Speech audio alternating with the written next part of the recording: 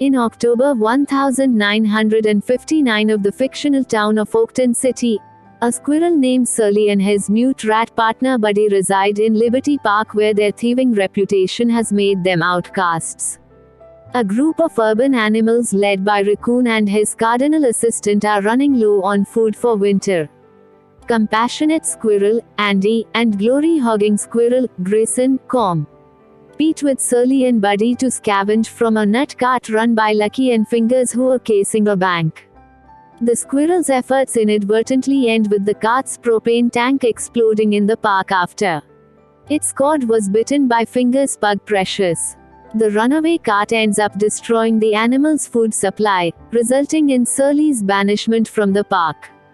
In the city, Surly and Buddy find Maury's nut shop adjacent to the bank. It is a criminal hideout used by Lucky, Fingers, their boss who was recently released from jail, Percy, King, Dimpleweed, and Knuckles, who plan to break through the wall and replace the bank's cash with nuts. King's girlfriend Lana believes King has gone straight after his release from prison and the nut store is legitimate. Raccoon sends Andy and Grayson to the city to find food. But they get separated when a street rat approaches them. Andy recovers Fingers' dog whistle, which Knuckles threw out and Surly had used against Precious, and threatens to dispose of it if Surly does not share the nuts he is going to take. Surly accepts and unwittingly befriends Precious after threatening her with the whistle. Andy informs the park community of the plan. Raccoon reluctantly goes with the plan, though planning to deny Surly his share, and assigns Mole and the Bruisers to go with her. Surly confronts, interrogates, and eventually learns from Mole that Raccoon's policy is to control the food supply in order to remain as the park community's leader, and is planning on sabotaging the heist to do so. When Andy does not believe him, Surly storms off after Grayson reunites with them. While collecting the nuts, Surly is captured by King, but he gets freed by Lana since he doesn't have the whistle anymore and she finds out that King hasn't changed his criminal ways. She then leaves King. After fending off street rats who work for Raccoon, Surly and Grayson chase the criminal gang's getaway truck, which carries Raccoon and the other animals.